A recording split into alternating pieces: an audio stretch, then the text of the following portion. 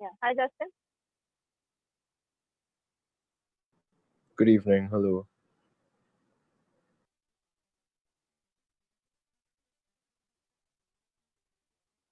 Is the live? Very good evening. Where is Zara and Ankita? Zara has joined in late. Zara is joining. She's Zara has Ankita is joined the wrong meeting.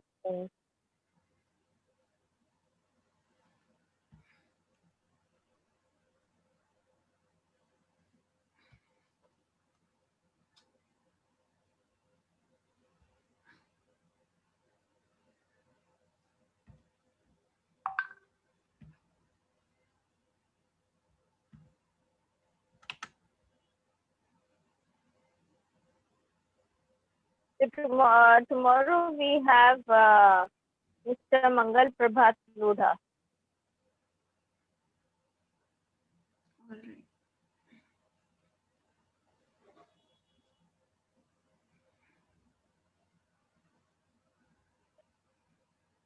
Justin, you're on the creative Yeah, it will be done by thing, tomorrow. Is it right? on Wednesday? No, it's not tomorrow.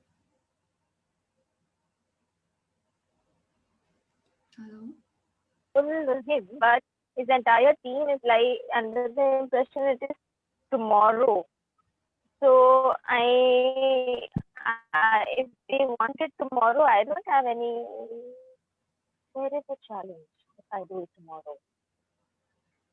Because I have something going on at Uh, that time, we so are I will live call up the team. right now.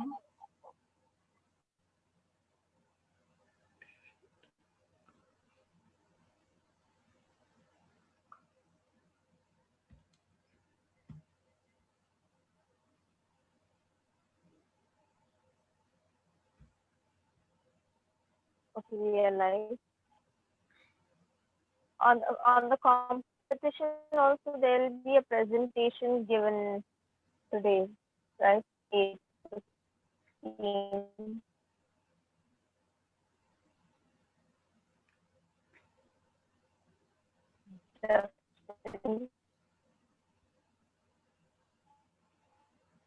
Harsha, your voice is breaking.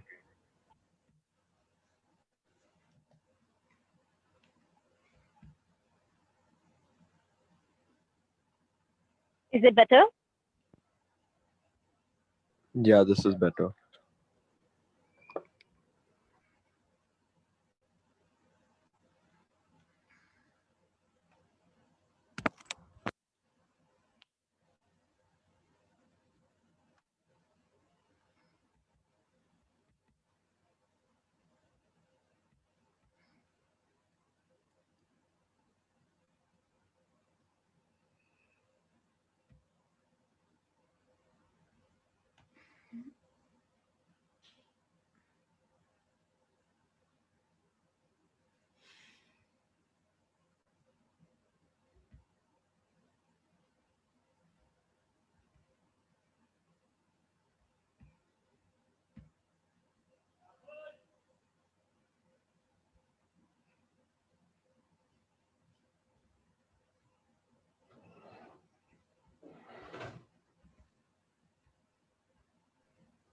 That's technology for us.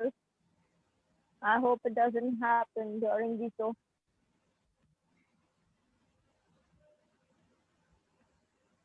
In a minute.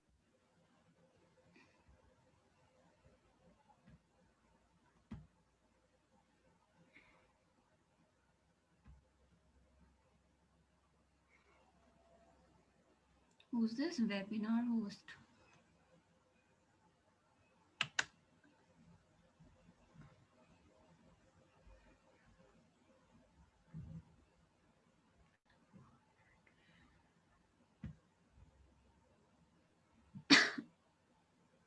In case this happens during the session, please take over from me, huh? Justin and Charulata. Yeah.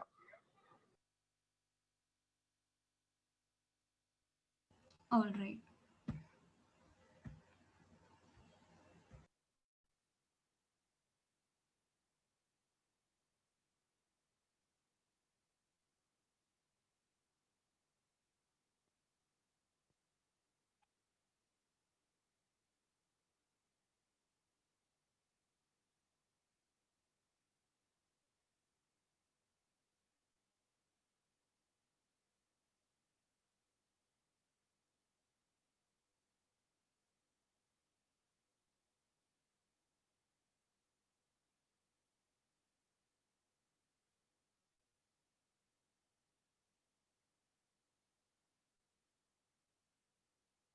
Shall we begin?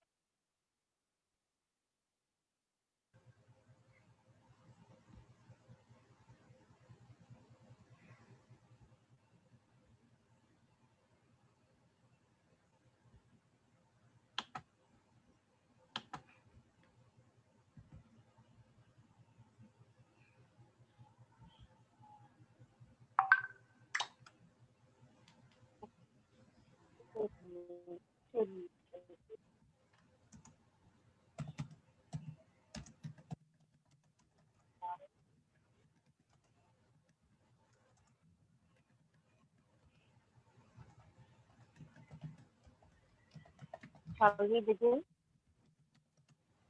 Harsha, a suggestion: don't use the background. It will use more data of yours. Your quality will be better if you don't use the background. The virtual background. Yeah, don't use it. Your network will Apparently, interfere. that helps us to Spread show the a show. proper. Yeah, but if you're having network issues, that's a suggestion because it takes up more data. Okay.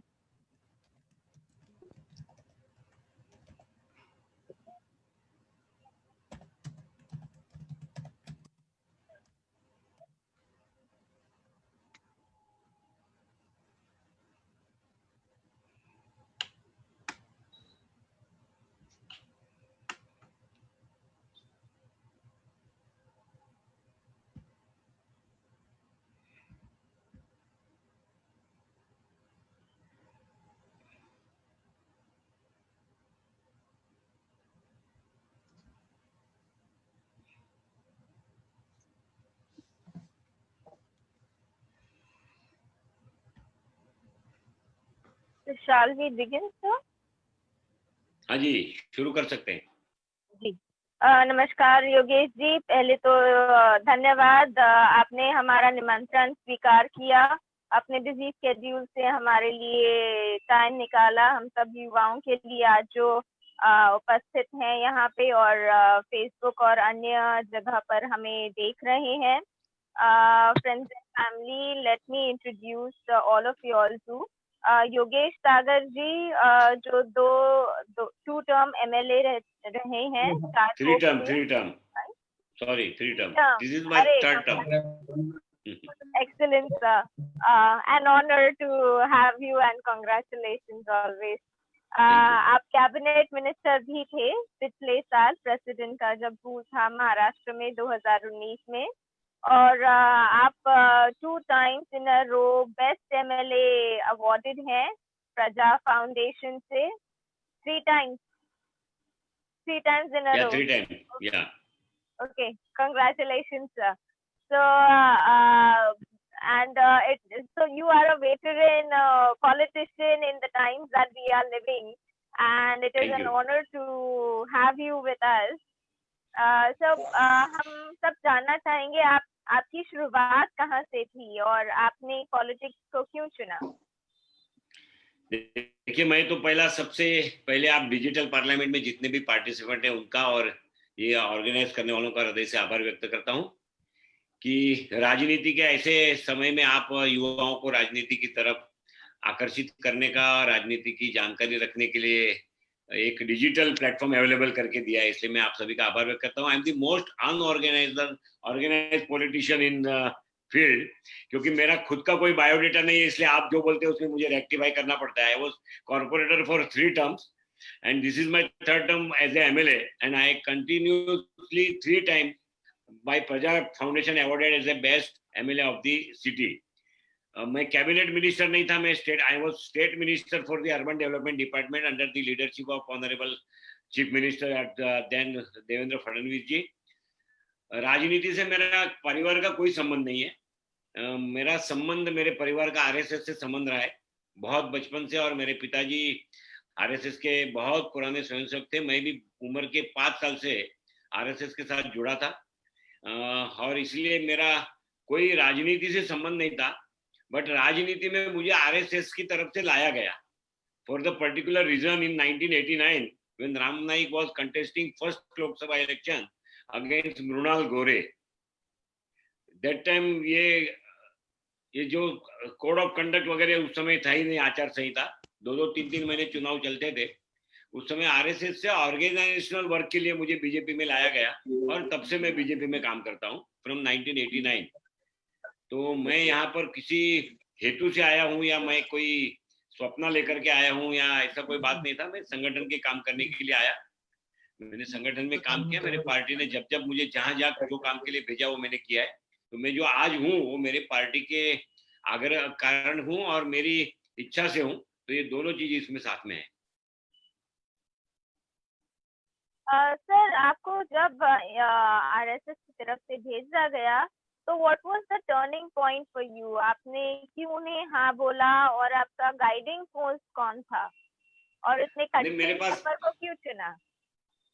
देखिए, राजनीति में जब किसी एक mother organisation में हम काम करते हैं आरएसएस जैसे, उस समय राजनीति में आवश्यकता थी कि मृणाल गोरे के सामने बीजेपी चुनाव लड़ रहे और मृणाल गोरे बहुत ही सक्षम महिला थी, डेडिकेटेड महिला थी, उसके प्रभाव क्षेत्र भी बड़ा था। तो कोई ऑर्गेनाइजेशनल वर्क करने के लिए आरएसएस की तरफ से भेजना चाहिए जो इलेक्शन के पूर्ता काम करेगा। तो I was send here bye for condition of the 3-4 months. लेकिन मैंने कहा था कि मैं शायद ज्यादा समय राजनीति में काम करूंगा। तो संघ ने बताया था कि आपको काम करना है तो आपकी मर्जी से कर सकते हैं, हम आपको इसी पीरियड के लिए भेज रहे हैं। तो मैं यहाँ आया, मैंने अपना काम राजनीति में उस चुनाव से शुरू किया और मुझे ऐसा लगा कि मैं यहाँ और काम कर सकता हूँ, मेरे और काम करने के लिए यहाँ पर संभावना है। तब मैं भारतीय जनता पार्टी की राजनीति में 1989 से जुड़ा गया। मेरे सामने उस समय कोई ऐसा आइकॉन नहीं था कि मैं इस आइकॉन को देख करके राजनीति में आया हूँ, कोई लक्ष्य बना करके राजनीति में आया हूँ, कोई इंटेंशनली एक हेतु पुरस्कार राजनीति में आया हूँ, ऐसा कुछ नहीं था। मैं राजनीति में ऑर्गेनाइजेशन के संगठन के काम के लिए आया और यहाँ काम करता रहा। जिस प्रकार से पार्टी को लगा उस प्रकार से अपने कामों का क्षेत्र बढ़ता रहा। तो वो एक क्या कौन व्यक्ति था जिन्होंने आपको बहुत प्रोत्साहन दिया और आपको गाइड किया, और जो कठिन रास्ते थे उसकी कोई एक स्टोरी बताइए आप अपने। देखिए, राजनीति का तो बात छोड़ दीजिए, सारे रास्ते कठिन है। आप अभी जो डिजिटल पार्लियामेंट का प्लेटफॉर्म खड़ा कर रहे हैं, आप कितनी स्ट्रगल करते हैं, कितने लोगों को जोड़ने के लिए दिन भर मेहनत करते हैं, वो आप खुद बता सकती है। इसलिए सारे रास्ते कठिन होते हैं। कोई छोटा बिजनेस करता है वो भी कठिन है, जो बड़े बिजनेसमैन है वो भी आज कठिन काल में से जा रहे हैं। फेरी वाले से लेकर के बहुत बड़े उद्योगपति को भी अपने जीवन में सभी कठिनाइयों का सामना करना पड़ता है। अगर ये फील्ड हमने चॉइस से प्रीफर किया है कि अपनी चॉइस से हम आए हैं, तो मुझे नहीं लगता है कि कोई भी बात कठिन हो सकती है अगर हम अपनी चॉइस से आए हैं तो। और I am here bye my choice, इसलिए मुझे ऐसी कोई भी कठिनाई राजनीति में अभी तक फेस करने नहीं लगी है कि जिसको दूसरे लोगों को लगता होगा। कंपटीशन सभी फील्ड में होता है, सभी कॉम्पिटिटिव फील्ड है, सभी के एम्बिशियस बड़े होते हैं, लेकिन राजनीति में एम्बिशियस बड़े रखने से काम नहीं होता है। आप राजनीति को किस प्रकार देखते हैं और किस प्रकार चलाते हैं उसके ऊपर आधार है। बात रही किसी का इंस्पिरेशन, तो राजनीति में इंस्पिरेशन तो हर बार अलग अलग लोगों से मिलता है। ऐसा नहीं है कि कोई एक मॉडल को हम ध्यान में रख करके फिर वो व्यक्ति पूजा शुरू हो जाती है। और मैं ऐसी कोई व्यक्ति पूजा में मानता नहीं हूँ कि एक ही मॉडल को देख करके मैं अपनी राजनीति काम करते रहूं, क्योंकि मुझे कुछ बातें अजित पवार से अच्छी लगती है।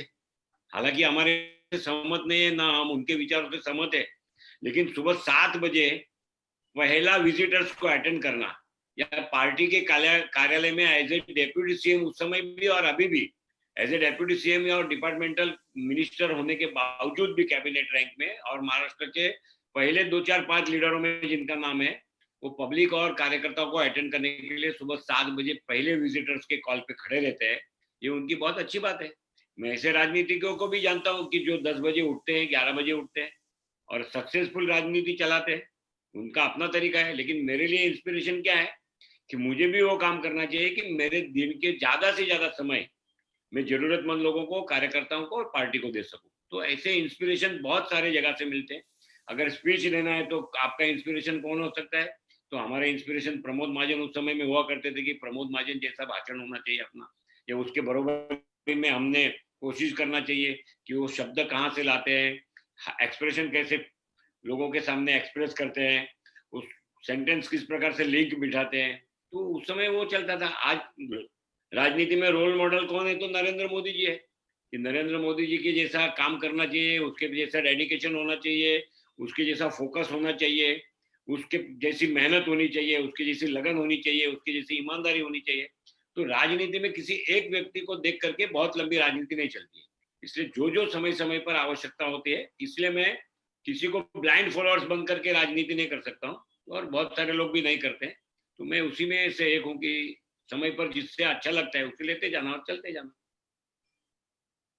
आपके कार्यालय में और कार्य क्षेत्र में वो कौन सी सोशल रिस्पॉन्सिबिलिटी है जो आप करना चाहते हैं और जो आप कर रहे हैं इतने सालों से, और जिसमें आपको काफी सारे कॉर्पोरेट का भी समर्थन रहा है या आपको जिनकी जरूरत? देखिए, मेरे पास मेरे फेसबुक पर मैंने एक शब्द इंट्रोड्यूस किया था। मैं जब कॉर्पोरेटर था तभी से लेकर के आज तक, अदर देन पॉलिटिक्स। मैं राजनीति में हूं, मेरे पास कोई सोशल, मेरे राजनीति का बहुत बड़ा हिस्सा समाज के साथ जोड़ने का कोशिश करता हूं। सिंस 2003 मेरे पास लगभग आज 200 से ज्यादा ऐसे बच्चे पढ़ते हैं जो बहुत ही स्कॉलर है और जिसकी फाइनेंशियल कंडीशन फैमिली की बिल्कुल भी परमिट नहीं करती कि उसका सपना, उसकी स्कॉलरशिप, जो स्कॉलर है उस लेवल पर पूरा कर सके, उतना है उसकी पर्सनल फैमिली की ताकत नहीं है। ऐसे बच्चों को मैं पढ़ाता हूँ। उसमें मेडिकल में बच्चे पढ़ते हैं, पोस्ट ग्रेजुएशन मेडिकल में बच्चे पढ़ते हैं, इंजीनियरिंग में बच्चे पढ़ते हैं, सीए के लिए बच्चे पढ़ते हैं, कॉस्टिंग के लिए बच्चे पढ़ते हैं। तो मैं ऐसे बच्चों को पढ़ाने का काम सिंस 2003 से कर रहा हूँ। दूसरा, मैं ऐसे बच्चों को ढूंढते रहता हूँ। मेरे कॉन्स्टिट्यूंसी में आपको तिरछी नजर वाले बच्चे, जिसकी उम्र 10 साल से बढ़ नहीं गई हो, ऐसा एक भी बच्चा जिसकी आंखें तिरछी है, ऐसा नहीं मिलेगा। मैं ढूंढ ढूंढ के उनकी आंखों के ऑपरेशन करता हूँ कि वो सीधे देखने चाहिए। उनको देखने में उसका जो चेहरा है ये आंख के कारण खराब नहीं होना चाहिए, वो मैं करता हूँ। मेरे यहाँ पर विधवा बहनों के लिए मैंने अपने व्यवस्था से, अपने लोगों की मदद से, उनको विधवा होने के बाद पहले शुरू के साल 1.5 साल तक अपने पैर पर खड़ी नहीं हो जाए वो बहन, तो उसको जो आवश्यकता है वो मदद करनी चाहिए। बाद में उसको इंस्ट्रूमेंटेशन और ट्रेनिंग दे करके वो महीने का 10, 15, 20 हजार रुपया कमा सके, ऐसी उसकी व्यवस्था में जोड़ देना। इस प्रकार का काम मैं करता हूँ। मेरे यहाँ पर जिन बेटियों को पिता नहीं है उनका मैं भाई हूँ, इस प्रकार उनके सामूहिक विवाह में करता हूँ। उसको सारी आवश्यकता जो शादी में बाप दे सकता है वो एक भाई के नाते मैं देने का प्रयत्न करता हूँ। इस प्रकार के बहुत सारे काम हैं जो अदर देन पॉलिटिक्स है, और उसके लिए मुझे बहुत सारे लोग मदद करते हैं। हालांकि मैंने महाराष्ट्र में लगभग 23 गांवों में जलयुक्त शिवार का काम किया है। वो गांव आज अपने, जिस गांव के अंदर बारिश की इतनी कमतरता रहती थी, आज एक भी बारिश होता है तो उनके तालाब भरे, उनके ओढ़े भरे, उनके नाले भरे, उनके सारी व्यवस्था अच्छी तरह से चल रही है। ऐसे 23 गांव मैंने सातारा जिला के, सांगली जिला के और मूर्तिजापुर तालुका के अकोला जिला के गांव को शुरू करके इस प्रकार का काम किया है। इसमें बहुत सारे कॉर्पोरेट के लोगों ने मुझे बहुत अच्छी मदद की है। सर, आपकी जिंदगी का वो एक एक्सपीरियंस बताइए जिसकी वजह से आपको बहुत तकलीफ हुई और आपने पॉलिटिक्स में के बारे में दोबारा विचार किया हो। नहीं, ऐसा कोई मेरे लाइफ में अभी तक तो ऐसा कोई इंसिडेंस हुआ नहीं है, क्योंकि मैं फिर से कहता हूँ कि मैं अपनी चॉइस से यहाँ हूँ। मुझे कोई जबरदस्ती से यहाँ रोका नहीं गया है। मुझे लाया गया, किसी संस्था ने दूसरी संस्थाओं को लोन के ऊपर एक आदमी देना है, इस प्रकार की कंडीशन पे लाया गया, लेकिन मैं यहाँ रुक गया अपनी मर्जी से।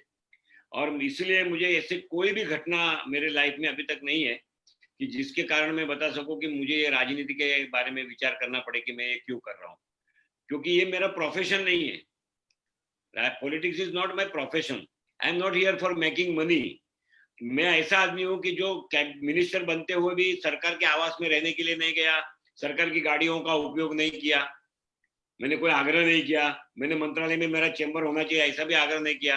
I was seated in Vidhan Bhavan only.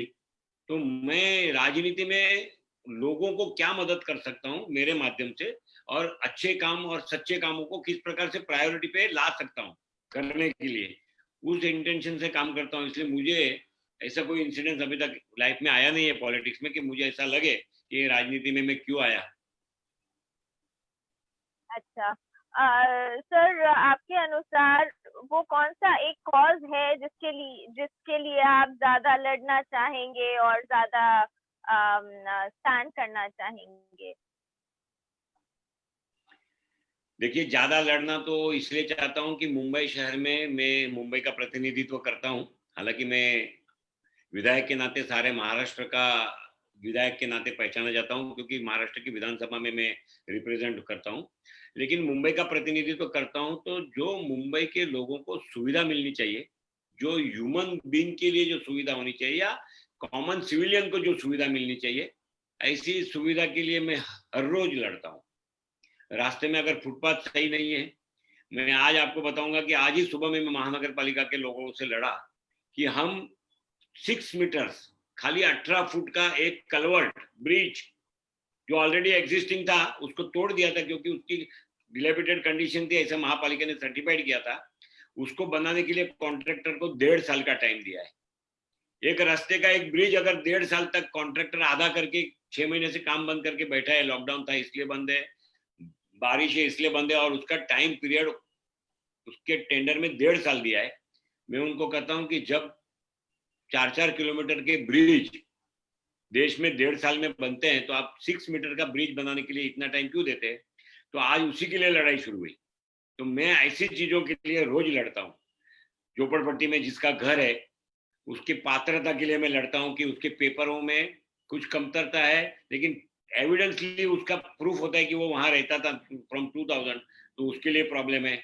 लोगों को अपने मुझे फोन आते हैं कि मेरा डेथ सर्टिफिकेट, हमारे फैमिली में ये व्यक्ति का डेथ हुआ है 13 सितंबर को, और मैं नाम के साथ बता सकता हूँ 13 सितंबर को डेथ हुआ है, अभी तक डेथ सर्टिफिकेट नहीं मिला है। तो ये मैं विधायक हूँ तो ये नहीं सोचता हूँ कि ये कॉर्पोरेटर का काम है, मेरे लिए उसके लिए ये उसकी जरूरत है, और ऐसे काउस के लिए मैं लड़ता रहता हूँ। और इसलिए मैं पर्टिकुलरली कोई एक बात नहीं है, ऐसी बहुत सारी बात है जिसके लिए हर जनप्रतिनिधि ने संघर्ष करना पड़ता है, और किसी भी पार्टी का होगा वो संघर्ष करते रहता है। सर, आप you are an inspiration to all of us right now, being a 3-time MLA. आपके अनुसार युवाओं को जब पॉलिटिक्स में एंट्री करनी होती है तो वो कैसे कर सकते हैं? और आप लोगों आप तो आरएसएस से आए हैं, जो बाहर के लोग हैं जो ऐसे कोई संगठन में जुड़े न हुए हो, उनको सिलेक्शन का क्राइटेरिया क्या है? देखिए, हर एक व्यक्ति की अपनी विचारधारा है, और हर एक व्यक्ति को देश के बारे में कौन अच्छा करता है या कौन अच्छा सोचता है इसकी समझ है। इसका कारण एक तो आप जैसी एनजीओ जो काम करती है वो है, और दूसरा आज का सोशल नेटवर्किंग है। इस सोशल नेटवर्किंग के कारण किसी भी पॉलिटिशियन की कोई भी एक्टिविटी ये वो हिडन नहीं कर सकता है, अभी उसको छुपा नहीं सकता है कि वो अच्छा करता है या बुरा करता है, लोगों तक वो पहुंचता है। तो मेरा तो युवाओं को एक ही आह्वान है कि आपका बैकग्राउंड कोई पॉलिटिक्स में हो या नहीं हो, मैं आपको बताता हूँ कि आप देख सकते हैं, ये मैंने बताना इसके लिए मुझे गौरव है कि ये मेरी पार्टी में ऐसा हो सकता है कि जिसका पिताजी रेलवे के प्लेटफॉर्म पर चाय बेचता था, जिसके पिताजी के साथ वो बच्चा भी चाय बेचता था, वो आज देश का प्रधानमंत्री है। आज देश का प्रधानमंत्री है। मैं ऐसे व्यक्ति को, बहुत सारी पार्टी में ऐसे लोग होंगे, लेकिन उसको कोई ना कोई आधार मिलता होगा। ये मेरी पार्टी में ऐसा कोई आधार की आवश्यकता नहीं है। मेरी पार्टी में बाप आमदार है या खासदार है तो बेटा आमदार नहीं हुआ, ऐसा नहीं है मेरी भी पार्टी में होगा, लेकिन वो अपनी कर्तृत्व से होता है। तो युवाओं को मेरा आह्वान यही है कि पहले तो आप सोशल वर्क से अपने काम को शुरू करिए, राजनीति में जरूर इंटरेस्ट लीजिए, अपने दिन के शेड्यूल के अंदर या अपने वीकली शेड्यूल के अंदर 1 घंटा, 1.5 घंटा, 2 घंटा आप समाज के प्रश्नों के बारे में जाहिर में चर्चा करिए, मित्रों के सर्कल में चर्चा करिए, उसमें से एक छोटा सा ग्रुप तैयार करके काम में लगिएगा। राजनीति में ऐसा मेरा पर्सनल मानना है कि राजनीति में कोई इंटेंशन लेकर के काम करके आएगा तो उसके पास कोई ना कोई हेतु होगा कि मुझे ये बनना है इसलिए मैं राजनीति में आऊं, या मुझे ये करना है इसलिए मैं राजनीति में आऊं। राजनीति में कुछ बनने के लिए या कुछ करने के लिए आने की आवश्यकता नहीं है। आप अपने काम की शुरुआत करिए, अपने आप को समाज के साथ जोड़िए। जैसे अपने आप को आप समाज के साथ जोड़ेंगे, समाज अपने आप आपको खींच लेगा, आपको कुछ करना नहीं पड़ेगा। लोग बताएंगे कि ये आदमी हमारा कॉर्पोरेटर होता तो कितना अच्छा होता, ये आदमी हमारा सरपंच होता तो गांव में कितना अच्छा होता है, कितना सोशल वर्क करता है, तुम चुनाव में खड़े हो जाओ एक बार, तुमको हम सरपंच बनाएंगे, वो लोग कहेंगे। इसलिए पहले अपने आप को जोड़ दो। युवा फिर देहात का होने दो, युवा अगर सिटी का भी होने दो, उसको बहुत सारे स्कोप और फील्ड है, राजनीति में आने के रास्ते बहुत है। सर, आपको किस what is the political legacy you would like to leave behind?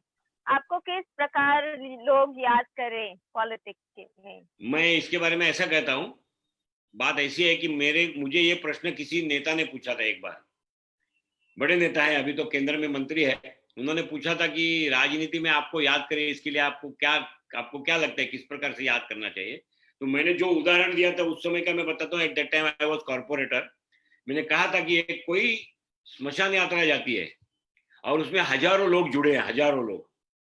सामने से जाने वाले दो व्यक्ति खड़ा रहकर पूछते देखते कि ये क्या हो गया, कौन गया भाई, इतने लोग जा रहे हैं छोड़ने के लिए उसको। तो किसी एक को पहचान वाले को बुलाकर पूछते, जो मैंने वो जवाब दिया था वो मैं बता रहा हूँ, वो बताएगा आपको पता नहीं है। इसलिए मैंने अपना स्वयं का नाम लेता हूँ क्योंकि लोग बुरा ख्याल दूसरे के बारे में नहीं बताए। तो किसी को पूछेगा किसकी यात्रा जा रही है, तो बोले आपको नहीं मालूम, बोले नहीं, बोले वो योगेश सागर।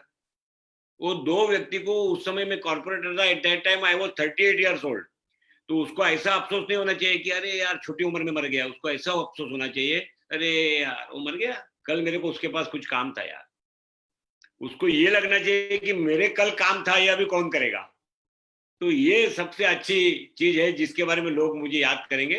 हर व्यक्ति की जो जरूरत है, अगर वो राष्ट्र जरूरत है, अगर वो अच्छी जरूरत है, और अगर वो सही जरूरत है, और अगर मेरे कारण वो पूरी होती है तो मैंने वो पूरी करनी चाहिए, और मैं वो पूरी करने का प्रयत्न करता हूँ। वो अपने जीवन में मेरे जैसा जनप्रतिनिधि जब तक जिएगा तब तक नहीं पाएगा, इस प्रकार से अपने को उसका काम करना चाहिए, वो मुझे याद रखेगा, ऐसा लगता है। लोगों ने हर जरूरत के ऊपर मुझे याद करना चाहिए, ऐसा मुझे लगता है, और मैं उसको पूरा करने का ईमानदारी से प्रयत्न करूं, मेहनत करूं उसके लिए। सर, अगर यहाँ पे बहुत सारे लोग होते तो आई एम श्योर काफी तालियां बजती। आई डोंट नो एक्चुअली अगर हम लोग बजा सके तो घर बैठकर। तो कोई बात नहीं। सर, ये जो कोविड-19 हुआ है, इसकी वजह से काफी सारे लोग अनएम्प्लॉयड हैं। आपके अनुसार ऐसी कौन सी नीति राज्य में, केंद्र में बननी चाहिए जिससे सबको सहायता हो? और ऑल्सो स्टार्टअप इंडिया का जो काफी लोगों ने कहा है, मुद्रा लोन जो शुरू किया था, उसी टाइम पे आपको कैसे लगता है कि स्टार्टअप्स इन इंडिया, उनको कैसे सपोर्ट किया जा सके? स्टार्टअप इंडिया को मुझे ऐसा लगता है कि लोगों की बात सही है कि बहुत सारा अनएम्प्लॉयमेंट इस परिस्थिति के कारण हुआ है, लेकिन मुझे ऐसा लगता है कि इसके बारे में लोगों ने, मेरा एक, आप मुझे देख रहे हैं आप? जी सर, सब ठीक है, दिख रहे हैं। ठीक है ना? नहीं, मुझे ऐसा लगता है स्टार्टअप इंडिया में जिसके पास अपनी थॉट है और जिसके पास अपने कुछ प्लान है, उसने ऐसे समय में आगे आना चाहिए। मुझे ऐसा महसूस होता है कि बहुत सारे अनएम्प्लॉयमेंट, जो एम्प्लॉयमेंट जनरेट हुए थे, उसको अनएम्प्लॉयमेंट में ये कोरोना ने कन्वर्ट कर दिया है। ये थोड़े समय की और तकलीफ है। सारी चीज रेगुलराइज होने के लिए बहुत सारे स्टेप्स गवर्नमेंट के माध्यम से, फिर केंद्र सरकार हो, राज्य सरकार हो, उठाए जा रहे हैं।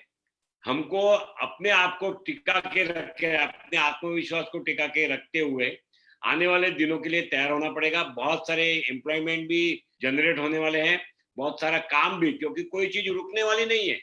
जो रुका है वो कोरोना के कारण रुका है, जो रुका है वो आर्थिक परिस्थितियों की जो संकुचितता तैयार हुई है, उसके कारण जो तैयार हुआ है, उसको जाने तक हम सभी ने थोड़ा समय रुकना चाहिए। स्टार्टअप इंडिया के लिए मैं युवाओं को बताऊंगा कि आप लोगों को कोई भी पार्टी का जनप्रतिनिधि हो, फिर एमपी हो, एमएलए हो, आपकी स्टार्टअप इंडिया के लिए आपको बैंक से मदद मिलती है, जो सारी केंद्र सरकार की योजनाएं।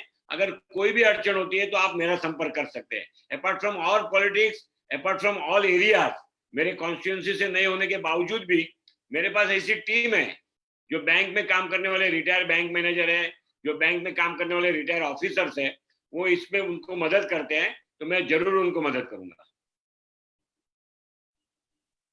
Thank you so much for such an encouragement to all of us. हमारा जैसा ये टूल हमने बनाया है डिजिटल पार्लियामेंट, अभी कोविड-19 चल रहा है तो अभी इस्तेमाल ज्यादा होगा, बट क्या आपको लगता है ऐसे जो टूल्स बनाए गए हैं वो आगे भी कैसे यूज होंगे, और डिजिटल पार्लियामेंट जैसे टूल और अन्य भी जो टूल्स हैं उनमें क्या फीचर्स आप जैसे जनप्रतिनिधि देखना चाहेंगे जिसका आपको ज्यादा उपयोग हो? देखिए, तो ये नया चीज हमारे सामने वर्चुअल रिलीज बताइए या वर्चुअल कॉन्फ्रेंसेस बताइए या डिजिटल पार्लियामेंट जैसा नया प्लेटफॉर्म बताइए, ये एक बार शुरू हुआ है, ये रुकेगा नहीं, क्योंकि आने वाले दिनों में भी लोग अपने कामों में जब भी व्यस्त हो जाएंगे। आज हमको लगता है कि उसको बाहर जाने का मौका कम है, इसलिए वो डिजिटल प्लेटफॉर्म पे आया, ऐसा नहीं है। आने वाले दिनों में वो डिजिटल प्लेटफॉर्म पर कायम रहेंगे, क्योंकि ये प्लेटफॉर्म इस प्रकार से वर्कआउट होता है, इसके कारण इतना बड़ा मैसेज स्प्रेड होता है, इतने सारे लोग एक साथ जुड़ सकते हैं। इसके पहले ये प्लेटफॉर्म था लेकिन किसी ने यूज करने का सोचा नहीं था, और आज ये दिख गया है। तो मुझे लगता है कि आने वाली जो जनरेशन है, जो पीढ़ी है, और जो आज इसको यूटिलाइज करती है, वो इसके साथ जुड़ी रहेगी।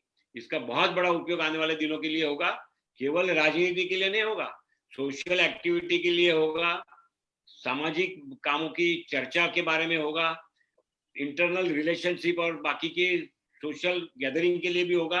ये आने वाले दिनों में डिजिटल प्लेटफॉर्म का बहुत बड़ा उपयोग होगा। ये आज का युवा है, इसके हाथ में कोई भी नई चीज आती है तो जल्दी छोड़ेगा नहीं, इसमें और इम्प्रूवमेंट करते करते क्या भी कर सकेगा, उतनी संकल्पना से वो अपने आप से आगे लेके जाएगा। धन्यवाद। इसका फ्यूचर बहुत अच्छा रहेगा। इसका फ्यूचर Thank बहुत you. इसके लिए अच्छा रहेगा, इसका मैं कारण बताता हूँ। पहले कॉन्फ्रेंस ऑर्गेनाइज करने के लिए किसी एनजीओ को प्लेस फाइनल करने से लेकर के फूड फाइनल करने तक, सिलेबस फाइनल करने से लेकर के एजेंडा फाइनल करने तक, कन्वेंस से लेकर के उसके स्टे तक, उसके जो भी ऑरिएटर होंगे या उसके पार्टिसिपेंट होंगे, उनके लिए लाखों लाख रुपए का खर्चा करना पड़ता था। आज आप सारी चीजें within 1 day, within 1 hour आप ऑर्गेनाइज कर सकती है, और लोग जुड़ रहे हैं, इसलिए ये और चलेगा, बहुत अच्छा चलेगा। धन्यवाद सर। इस पर मैं हमारे साथ जो लोग जुड़े हुए हैं उनसे उन्हें आमंत्रित करना चाहूंगी। डॉक्टर उपाध्याय, आपका कोई सवाल? मैं आपसे ये जानना चाहूंगा, देखिए आज जो है लोगों का मनोबल बहुत टूटा हुआ है।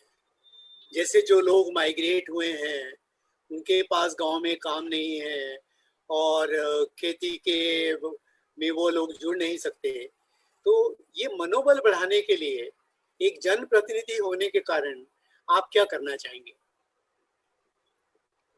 डॉक्टर साहब, आपने देखा होगा कि मैं कम से कम भी हम 20-25 मिनट से इंटरेक्शन कर रहे हैं, ऐसी एक भी नेगेटिव बात मैंने नहीं कही कि जिसके कारण इस कॉन्फ्रेंस में जुड़ा हुआ एक भी व्यक्ति पॉलिटिशियनों के बारे में जो भी संकल्पना लेके आया होगा उसमें ये आदमी फिट नहीं बैठता है। कोई नेगेटिव बात नहीं करता है।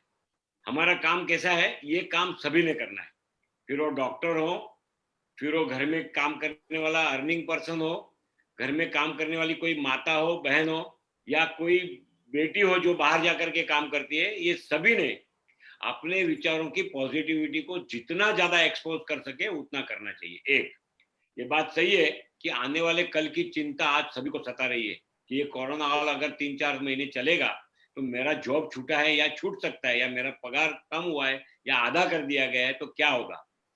मैं आपको फिर से बताना चाहता हूं कि ये जिसका भी पगार आधा हुआ होगा, आने वाले दिनों में उसके सेठ को डबल काम करना पड़ने वाला है, क्योंकि इतना काम बड़ा पैमाने पर खड़ा होगा, क्योंकि स्कैरसिटी खड़ी होगी मार्केट में सभी चीजों की। वो पूरी कौन कर पाएगा?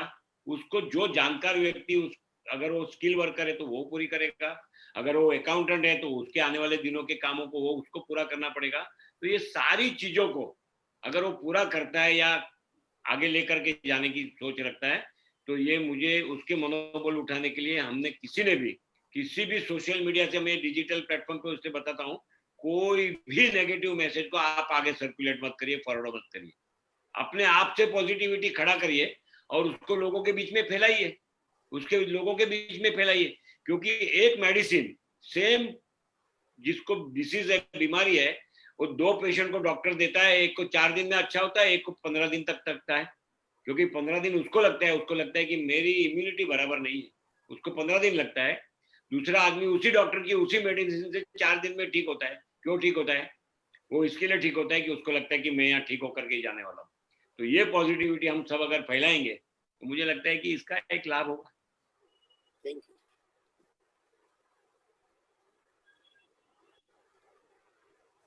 Thank you sir. मैं जस्टिन को आमंत्रित करना चाहूंगी अपना सवाल प्रस्तुत करने के लिए। गुड इवनिंग सर, नमस्ते। सर, नमस्ते। मेरा क्वेश्चन है कि सर अभी कल राज्यसभा में जो ऑपोजिशन मेंबर्स है उनकी जो सिचुएशन था जहाँ पे चेयरपर्सन ने उनको वोटिंग सिस्टम अलाउ नहीं किया है, और अभी ये जो फार्मर्स बिल है सर, लोग अभी गवर्नमेंट के ऊपर ट्रस्ट लूज कर रहे हैं सर, आप इसके बारे में कुछ कहना चाहेंगे? लोग ट्रस्ट लूज कर रहे हैं, ऐसा आप कैसे जजमेंट निकाल सकते हैं कि गवर्नमेंट के बारे में लोग ट्रस्ट लूज कर रहे हैं? आपके पास कोई सर्वे है? आपके पास कोई जानकारी है? क्योंकि न्यूज़ पे कहा है ऑपोजिशन का काम है किसी बिल के अंदर अगर कोई सुधार है तो उसको सुधार को सूचना चाहिए, उसने सूचना देनी चाहिए कि इस बिल में हम ये अमेंडमेंट चाहते हैं।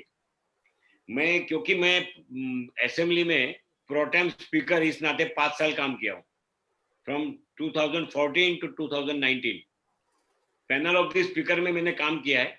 तो मुझे ये बात पता है कि किसी को भी किसी बिल को मंजूर करते समय पोल मांगने का अधिकार है, लेकिन उसकी एक सिस्टम होती है। आपने जो कल राज्यसभा का पिक्चर देखा होगा, इसके पहले आपको याद आया होगा कि मोदी जी के पहले टर्म में लोकसभा के अंदर कांग्रेस ने 4 साल तक लोकसभा चलने नहीं दी थी। तो ये कोई लोकशाही की पद्धत नहीं होती है। और ये राज्यसभा में अगर बिल के बारे में कोई सुझाव है, कोई सूचना है, कोई सुधार है, तो उसके रास्ते हैं रखने के। ये इस प्रकार से अगर व्यवहार होता है तो ये इतनी बड़ी पार्लियामेंट का इस प्रकार का शो लोगों के बीच में जाता है। और फार्मर बिल के बारे में गलत क्या है? ये कांग्रेस के 2014 के एजेंडा में था, ये सारी बातें थी। सारी बातें जो आज बिल में है वो 2014 के कांग्रेस के एजेंडा में था, पॉलिटिकल एजेंडा था उसका घोषणा पत्र में था, मैनिफेस्टो में था कि हम किसानों को ये सुविधा देंगे। और ये किसानों को क्या प्रॉब्लम है आप बताइए साहब? मैं अगर कोई चीज पैदा करता हूं मेरे खेत में और मैं मार्केट के अंदर जाकर के उस एपीएमसी में, मेरे पास एपीएमसी का स्कोप ही कितना है एग्रीकल्चर प्रोडक्ट मार्केट का? मेरे तहसील का होगा तो मेरा डिस्ट्रिक्ट, अगर मैं तहसील का किसान हूं या मैं गांव का किसान हूं तो मेरी तहसील, और अगर मेरा तहसील का किसान हूं तो मेरा डिस्ट्रिक्ट। उसके बाहर वो बेच ही नहीं सकता था, उसके पास व्यवस्था ही नहीं थी, और वो दलाल के भरोसे बैठा रहता था कि मेरा माल बिकवाओ भाई, मेरे माल का ऑक्शन कराओ, मेरे माल को बिकवाओ। वो दलाल उसके माल को देख करके बोलता था सी ग्रेड का ग्रेड है तुम्हारा, ग्रेन सी ग्रेड का है, इसका कुछ नहीं आता। वो बोलता है साहब जो भी है ये है, इसको बिकवाओ। वो बोलता था ठीक है, इसका वजन करा के लेके आते हैं। जब वो बेचारा 20 मैट्रिक टन वजन करके लाया तो दलाल बोलते हैं 18 मैट्रिक टन है। बोले साहब पहले ही 2 मैट्रिक टन आप कम करे। बोले क्या मैं खा गया? आप देखिए जाकर के नीचे पूछिए, एपीएमसी मार्केट में किसान की पैदावार के पूरे पैसे तक नहीं मिलते हैं। वहां पर ये सिस्टम के अंदर वो ऑनलाइन जाकर के देश में कहीं पर भी बेच सकता है। इसमें क्या गलत किया है? उसको उसके सामने बार्टर सिस्टम में कुछ ना कुछ एपीएमसी से लेना पड़ता था, ऐसे उनके यहाँ सिस्टम थी। आज उसको अपने अगर पैसे मिलते हैं अपने खाते में, अगर वो ऑनलाइन बेचता है तो वो मार्केट में और जगह से सस्ता माल खरीद सकता है। आप सारे एपीएमसी मार्केट को देख लीजिए जस्टिन जी, आपने देखा होगा कि नहीं पता नहीं, लेकिन मैं तो तो फार्मर्स बिल से अग्री करता हूँ सर, मैं तो अग्री करता हूँ कि होना ही तो चाहिए। मैं इसलिए बताता हूँ कि लोग सरकार से, देखिए सरकार के ऊपर लोगों का विश्वास जाएगा तो हर 5 साल में मौका मिलता है साहब। 2014 में नरेंद्र मोदी जी की सरकार बनी, 2019 के पहले महाआघाड़ी बनी। महाआघाड़ी, देश के 24 पार्टियों ने एक साथ मिलकर के हाथ ऊपर उठाया, मायावती से लेके मुलायम सिंह, राहुल गांधी से लेकर के ममता बनर्जी, चंद्रबाबू नायडू से लेकर के सब। फिर भी नरेंद्र मोदी जी को 282 से 304 सीट मिली। जी सर, मैं थैंक यू इसके सर। लिए नहीं बताता हूँ कि मैं बीजेपी को बिलोंग करता हूँ। ये पोजीशन एक समय इस देश में कांग्रेस की भी थी।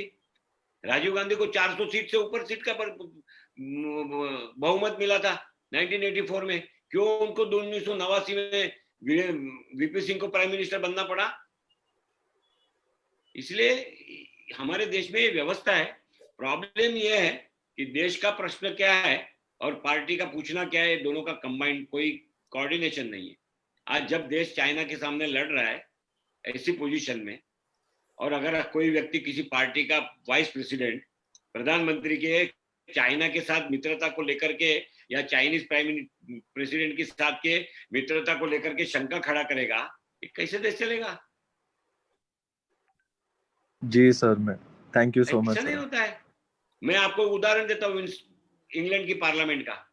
विंस्टन चर्चिल और उस समय के उनके ऑपोजिशन के बारे में जब जर्मनी में उसको पूछा गया तो उसने बताया कि मेरा देश पर्याप्त है, मेरे ओपोजिशन के बारे में जो बताने का होगा।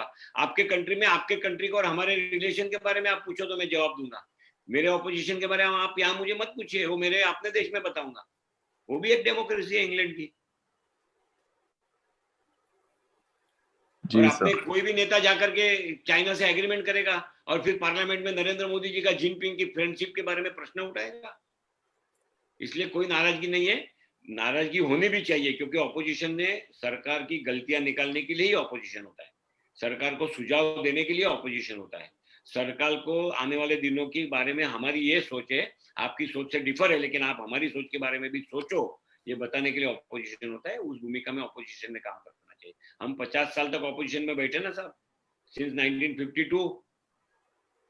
हमने तो कभी ऐसा लोकसभा में पार्लियामेंट के ऊपर जाकर के फाड़ा नहीं, हमने फेंका नहीं, हमने माइक तोड़े नहीं, कभी नहीं किया सर। वो तो बिल्कुल गलत था जो उन्होंने किया, जो रूल बुक फाड़ के, वो सब बहुत ही गलत है। आप लोग इसके बारे में अगर चर्चा भी करेंगे ना तो ये सारी गलती कोई भी पॉलिटिकल पार्टी का लीडर नहीं करेगा।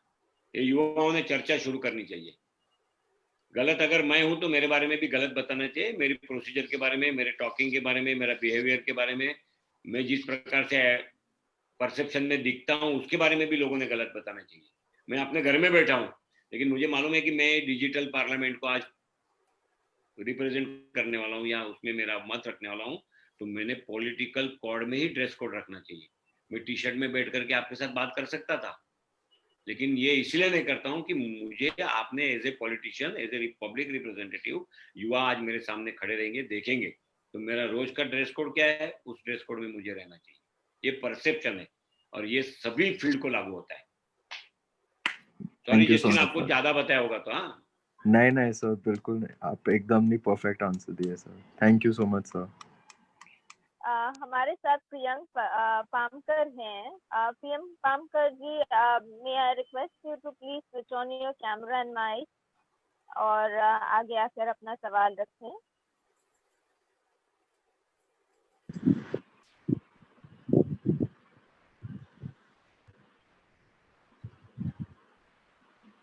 Yogesh Sagar ji, good evening. Good evening sir, मेरा क्वेश्चन है आपसे कि what is your view on the current Maharashtra government's handling of COVID in the state and particularly in Mumbai? आपको लग रहा है कि जो स्टेट गवर्नमेंट जिस तरीके से प्रयास कर रही है महाराष्ट्र और खास करके मुंबई में कोविड को लेकर, वो कहीं तक अपयशी रहे हैं? देखिए, स्टेट गवर्नमेंट की जिम्मेदारी है कि मुंबई शहर का कोविड को कंट्रोल करने के लिए केवल महानगर पालिका के कंधे पर सारे बोझ डाल के रखा है। और मैं नहीं मानता हूं कि कोविड के बारे में एक बार लिया हुआ जजमेंट अंतिम दिन तक चलता है, इसलिए उसमें बार बार बदल भी होना चाहिए और बदल हो भी रहा है। लेकिन इसके कारण बहुत सारी गलतियां भी इनके माध्यम से हुई है। सबसे पहली गलती ये हुई है कि किसी भी अच्छे सुझाव को सरकार ने और महापालिका ने अपने विरोध में गिना। ये सुझाव है कि इसको आप इम्प्लीमेंट करिए, जैसे बेड की अवेलेबिलिटी, मुंबई शहर में पेशेंटों के लिए बेड अवेलेबल होना चाहिए। मुंबई के म्युनिसिपल कमिश्नर ने अभी डैशबोर्ड बना करके बेड की अवेलेबिलिटी का दे दिया है। ये हम हमारे माननीय पूर्व मुख्यमंत्री और विरोधी पक्ष नेता देवेंद्र फडणवीस जी 4 महीने पहले बोल रहे थे कि आप डैशबोर्ड बनाइए बेड की अवेलेबिलिटी के। आपने हॉस्पिटल प्राइवेट एक्वायर किए हैं, महानगर पालिका के अस्पताल है, राज्य सरकार के अस्पताल है, आप कहाँ कहाँ पर कोविड ट्रीटमेंट के कितने बेड है उसके एक डैशबोर्ड बनाइए, लोगों को आसान पड़ेगा। आज इन्होंने 4 महीने उसमें बिगाड़े, इसके कारण इतना मैस खड़ा हुआ। इसलिए राज्य सरकार हो या महानगर पालिका हो, कोविड के बारे में उन्होंने जो कुछ भी कदम उठाए उस कदम के अंदर बहुत सारी संभावनाएं थी उसको सुधारने की, उसको और इम्प्लीमेंट अच्छी तरह से करने की और लोगों को उसके साथ जोड़ने की। वो सारी चीजें हुई नहीं और हमारे जैसे लोग बताएंगे तो बोलेंगे ये अपोजिशन के लोग हैं। कोविड के साथ हमारा अपोजिशन का कोई भी ऐसा संबंध नहीं है जिसको हम राजनीति से जोड़ करके करेंगे। लेकिन आप ये बात तो जरूर मानेंगे कि किसी प्राइवेट अस्पताल में अगर कोई ट्रीटमेंट के लिए गया तो कोविड की कोई मेडिसिन नहीं मिली अभी तक, लेकिन रेमडेसिविर और टोसिलिजुमेब ये 2 इंजेक्शन, टोसिलिजुमेब 400 की कॉस्ट, एक्टिमेरा की टोटल कॉस्ट 30,000 रुपये और रेमडेसिविर के 6 यूनिट की कॉस्ट मैक्सिमम 30,000 रुपये। ये तो पक्का है।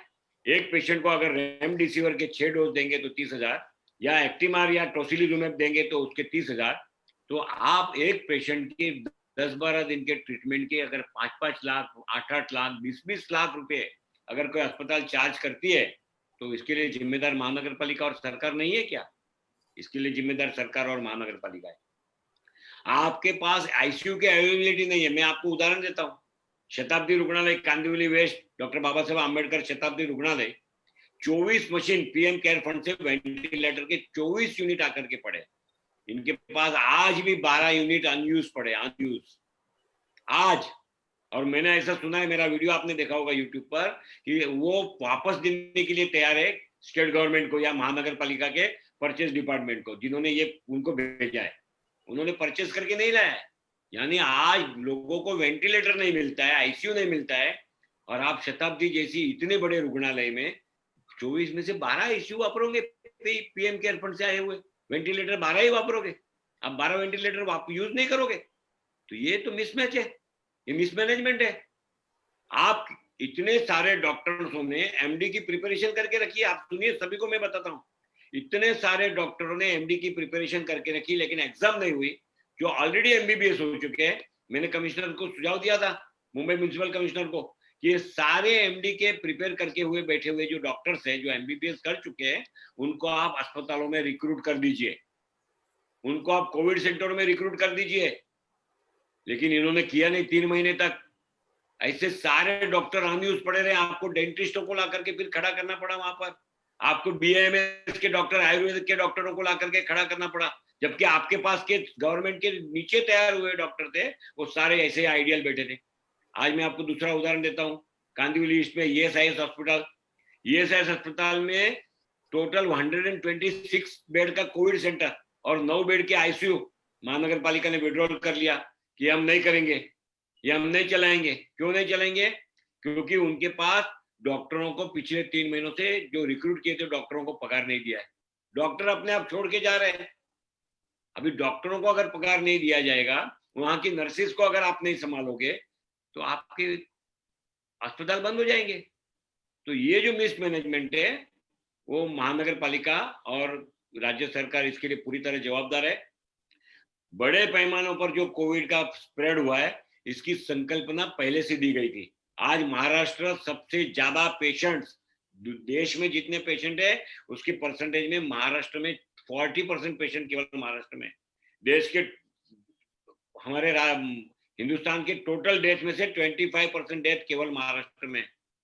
और हम किस प्रकार से बोलेंगे? बाकी के स्टेट की आप कंडीशन देख लीजिए क्या है, और हमारे स्टेट की कंडीशन देख लीजिए क्या है। बाकी के मेट्रोपॉलिटन सिटी की कंडीशन देख लीजिए क्या है, और हमारे मेट्रोपॉलिटन सिटी मुंबई की कंडीशन डेथ रेट में देखिए क्या है। तो ये सारी चीजों में सरकार जिस प्रकार से संभालनी चाहिए वो संभाल नहीं सकी है, और ये सरकार इसके बारे में कोई निर्णय करना चाहिए वो निर्णय नहीं ली है। ये सरकार ने इसके पीछे जो खर्च करना चाहिए ये सब सारे चीजों को संभालने के लिए वो सरकार ने प्रोविजन नहीं किया है। मैं आपको लास्ट बताता हूँ, 2 दिन का अधिवेशन महाराष्ट्र के असेंबली का सेशन हुआ 7 और 8 को। 7 और 8 और 9 तारीख को, ये 2 दिन के सेशन में ये जो सप्लीमेंट्री बजट आया उसमें सरकार ने हेल्थ के कोविड केयर के लिए कितने पैसे प्रोविजन किए? हाँ, जिस 1% of the total supplementary demand, 1%। आपको किसी राष्ट्रवादी के कामदार के साकर कारखाने को देने के लिए 180 करोड़ रुपए, किसी कांग्रेस के साकर कारखाने के आमदार को शुगर मिल को देने के लिए सरकार के पास पैसे है, लेकिन कोविड केयर के लिए सरकार के पास पैसे नहीं है। तो ये सारी चीजें गलत तरीके से हुई है और इसके लिए सरकार जिम्मेदार है, महानगर पालिका जिम्मेदार है। सर हमारे साथ द्विज भंडारी जी हैं, उनकी आपसे 3 सवाल हैं। द्विज भंडारी जी, may I request you to please come forward, switch on your camera and mic. Yes, ma'am. Good evening.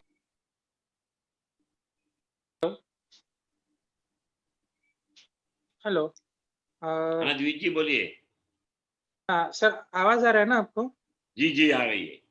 हाँ sir, my first question is के एक तो आई रियली अप्रिशिएट कि आपने जो इस टाइम पे कोविड के टाइम पे हमारे एरिया को, चारकोप को, माविन नगर को जैसे सैनिटाइज करने में एफर्ट लिया। ये काम सिर्फ बीजेपी ने किया है, गवर्नमेंट का तो कोई व्हीकल हम लोग ने देखा नहीं था रोज सैनिटाइज करते वक्त। आपने अकेले ने जो फंड किया था पूरा इनिशिएटिव, ये ऐसा काम कोई नहीं करता। I respect you for that, thank you sir. Thank you very much. और गरीबों को जो अनाज आपने दिया है, हम लोग की जो काम वाली भाई है वो कहती है कि महाराष्ट्र गवर्नमेंट से कुछ नहीं आता, सेंट्रल गवर्नमेंट ने ही जो प्रोवाइड किया है राशन वही उनको आ रहा है, तो we thank you for that also.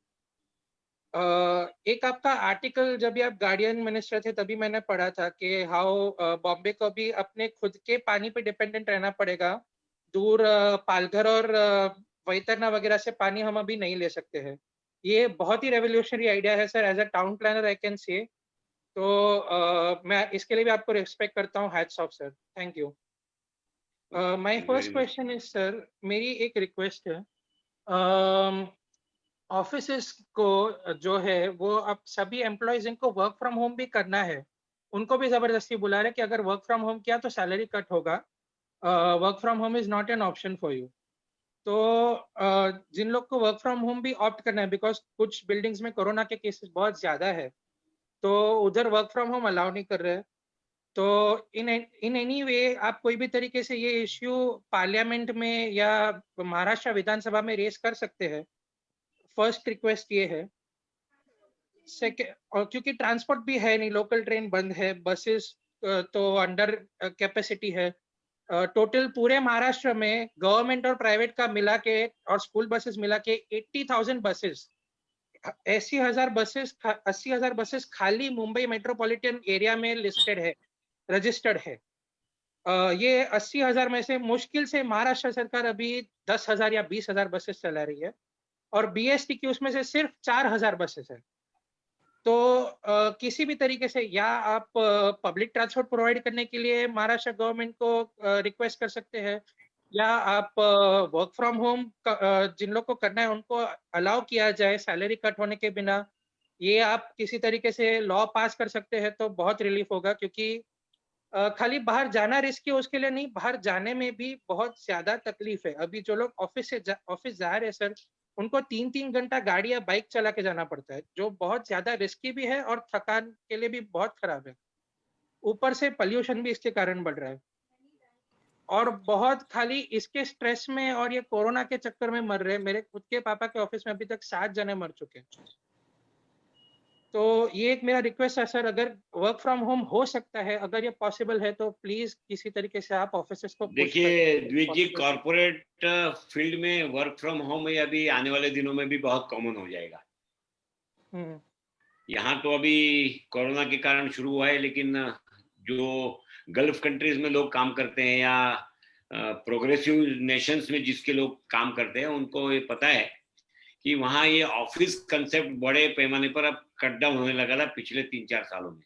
हमने कोरोना के कारण ये देखा है, किसी भी सोसाइटी में अगर कोरोना का संक्रमण हुआ है और किसी को वर्क फ्रॉम होम से रोका जाता है तो आप मेरा संपर्क करिए, मैं सोसाइटी के चेयरमैन सेक्रेटरी से बात करूंगा।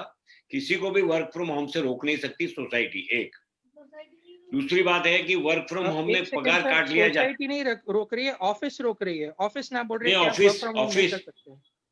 देखिए ऑफिस रोक रही है तो उनका इंटेंशन क्या है मुझे मालूम नहीं है, लेकिन मुझे ऐसा पता है कि बहुत सारे लोग, क्योंकि मैंने बहुत सारे लोगों को रेंटल बेसिस पे लैपटॉप अवेलेबल करा के दिए पिछले दिनों, पर्सनल कंप्यूटर और लैपटॉप, क्योंकि उसको वर्क फ्रॉम होम काम करना था और उसको अवेलेबिलिटी नहीं होती थी। तो हमारे पास ऐसी एजेंसियां बहुत सारी होती है जो चुनाव के समय हमें लैपटॉप या कंप्यूटर रेंटल बेसिस पर देती है। ऐसे लोगों को हमने करा के दिया है। अगर कोई कंपनी अगर उनके एम्प्लॉयज को चाहती नहीं है कि वो वर्क फ्रॉम होम करे और वहां तक पहुंचे, तो ये बात सही है कि ये जो ट्रांसपोर्टेशन का बड़ा प्रॉब्लम मुंबई शहर में है, इसको सुधारने का काम तो देखिए राज्य सरकार का है। राज्य सरकार कल कहेगी तो कल सेंट्रल गवर्नमेंट उसके बारे में विचार करेगी, लेकिन राज्य सरकार इसके बारे में किसी की मदद, अभी स्कूल बसेस लगभग मुंबई शहर में जैसे बताया आपने बहुत बड़े पैमाने पर स्कूल बसेस रिजर्व पड़ी है, खड़ी है, जगह पर खड़ी है। तो ये ट्रांसपोर्टेशन में इस सेंट्रल गवर्नमेंट, स्टेट गवर्नमेंट ने सोचना चाहिए था कि सारे स्कूल बसेस को पैंडेमिक एक्ट के अंदर वो एक्वायर करते और या तो स्कूल को बोलते कि आप अपना जो भी इसके बारे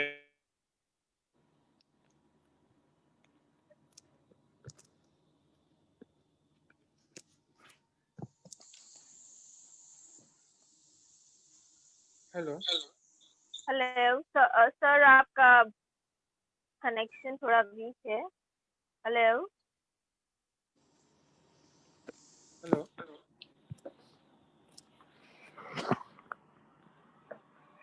जो भी गवर्नमेंट ने आया की है, लोकल ट्रेन चालू करना बड़ा मुश्किल है क्योंकि आज भी, हाँ जी,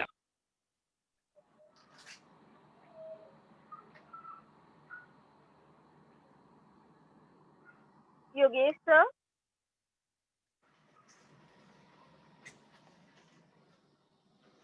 आई एम सॉरी, उनका कनेक्शन थोड़ा वीक है। He will be just there अभी विद अभी अस अभी इन अ अभी मोमेंट। आवाज आ रही है आपको? हाँ जी सर, जी सर, यस जी सर। सर, बिल्कुल। तो द्विज वो जो है इसके बारे में ट्रेन चालू करना अभी इस पेंडेमिक का फिर से हाइक शुरू हुआ है मुंबई शहर में, थोड़ा मुश्किल दिखता है। लेकिन ट्रांसपोर्टेशन के बारे में वर्क फ्रॉम होम में वो किसी कंपनी का और उसके एम्प्लॉयज का इंटरनल, उसमें गवर्नमेंट कुछ कानून करके वर्क फ्रॉम होम परमिसेबल कर सके, ऐसा गवर्नमेंट, किसी भी गवर्नमेंट कोई भी हो, उसके अंदर मुमकिन नहीं है।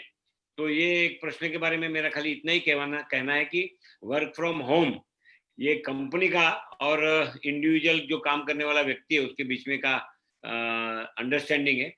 और दूसरा प्रश्न आपका था कि दूसरे किस बारे में आपने प्रश्न पूछा था? दूसरा क्वेश्चन था कि जो मिडिल क्लास है, अभी जिन लोग का बिजनेस है स्पेशली, वो लोग का जैसे कि टेलर का हो गया या ट्यूशन क्लास का हो गया, उन लोग को अभी बिजनेस नहीं मिल रहा है। और एडवर्टाइज करने का जितना भी प्लेटफॉर्म है, रेडियो हो, टीवी हो, न्यूज़पेपर हो, वो सब अभी भी बहुत महंगा है। तो गवर्नमेंट के पास कोई एडवर्टाइजिंग प्लेटफॉर्म है कि जिस पे हम लोग एडवर्टाइज कर सके? सोशल मीडिया है ना आप साहब, अपना सोशल सोशल मीडिया। मीडिया है, इसका उपयोग करिए। हाँ, आजकल तो देखिए रास्ते पर जाने वाला जो लेबरियस वर्क करने वाला है उसके पास भी इंटरनेट है, वो देखता है, तो इसलिए इसका उपयोग कर सकते हैं। और तीसरा सर, मिडिल क्लास जो है वो टोटल इंडिया का टैक्स पेइंग पॉपुलेशन खाली 10% है। वो 10% में से भी मिडिल क्लास रफली 60-70% रहता है।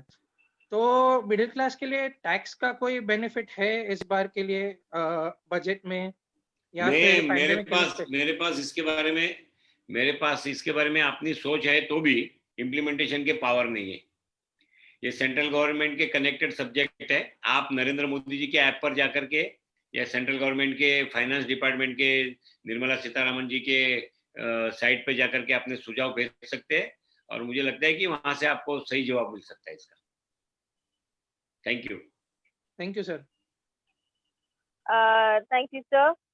हमारे पास ये सवाल है पार्थ गोस्वामी से, वो आ नहीं पा रहे हैं, बट उनका ये सवाल है कि today in this pandemic there are lot of people sitting at home and are having free time, as it is said that idle man is devil's workshop, then I suggest you to start some skill development programs online. ये बहुत अच्छा सुझाव है। Skill development का online काम सिखाना या काम करना, ये बहुत अच्छा सुझाव है। इसकी संभावनाएं क्या हो सकती है, इसके बारे में मैं जरूर अपने तरफ से और मेरे बाकी के आमदारों को भी बोल करके केंद्र सरकार को एक कल के कल ही हम एक पत्र लिखेंगे कि सरकार ने, केंद्र सरकार के स्किल डेवलपमेंट डिपार्टमेंट ने इसके बारे में ऑनलाइन ट्रेनिंग अगर बड़े पैमाने पर देश भर के लोगों को करने की व्यवस्था कर सकते तो करना चाहिए। कुछ एनजीओ ने भी इसमें अपने आप को आगे लाना चाहिए कि जो स्किल डेवलपमेंट के और स्किल सिखाने के काम है ऑनलाइन कर सकते हैं।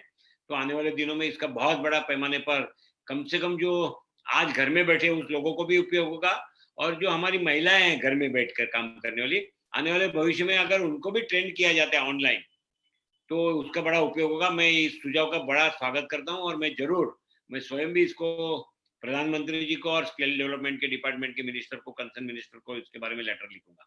आप भी लिखिए। मैं आप सभी से अनुरोध करूंगा कि आप इसके बारे में केंद्र सरकार को जरूर लिखिए। बहुत अच्छा सुझाव है, इसके बारे में हो सकता है काम।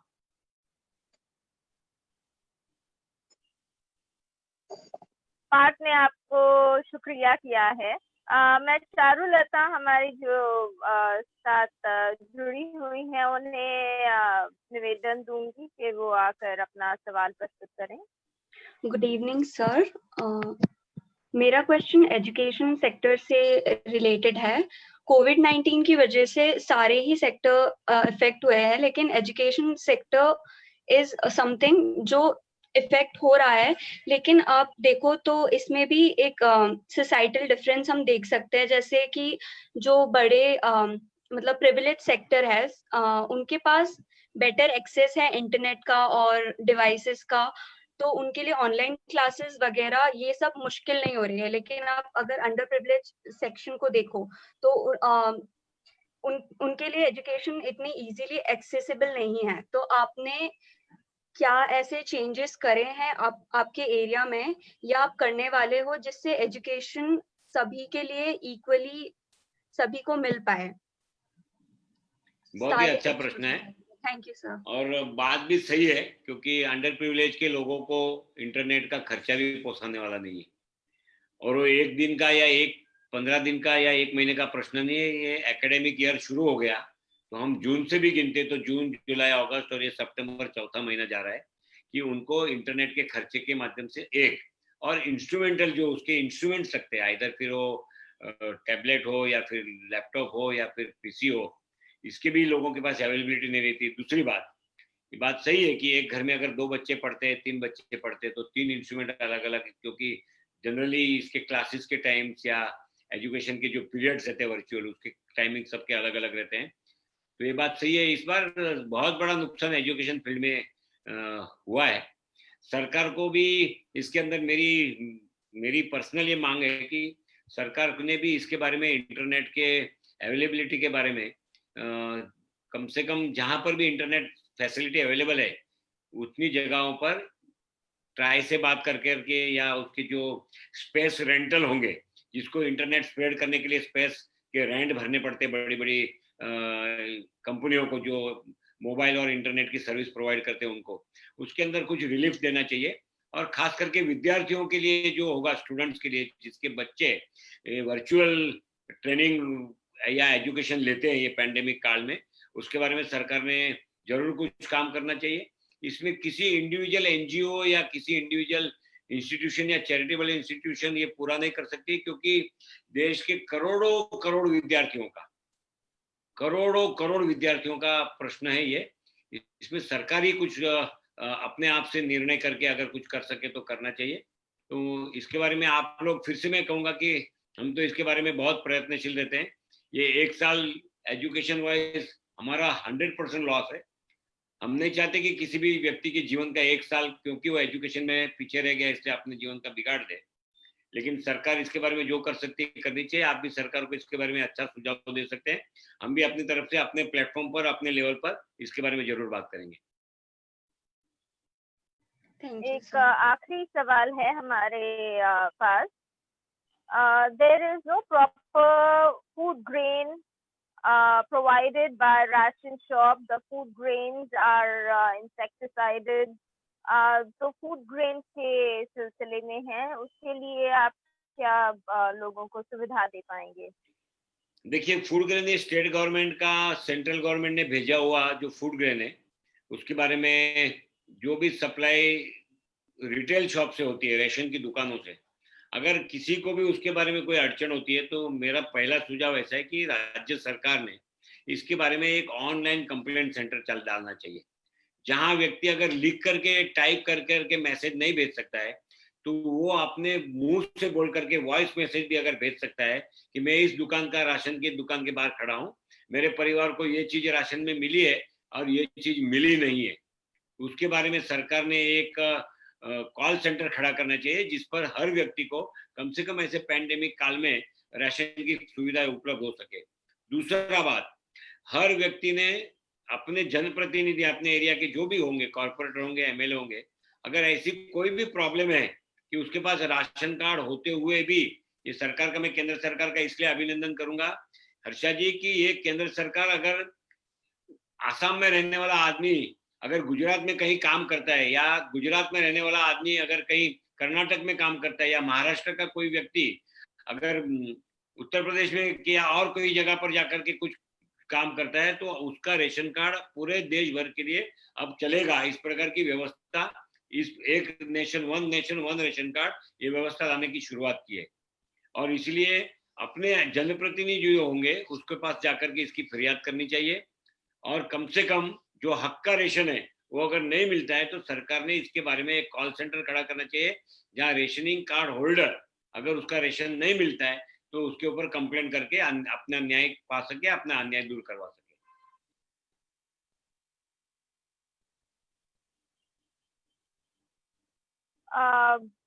हमारे पास 2 और लोगों ने, अगर आपको उचित लगे तो हम पूछ सकते हैं। हाँ जी, आज 2 प्रश्न पूछ लीजिए, अंतिम 2 प्रश्न पूछ लीजिए। सचिन जी, आपने अपना हाथ ऊपर किया है, क्या आप कुछ पूछना चाहेंगे?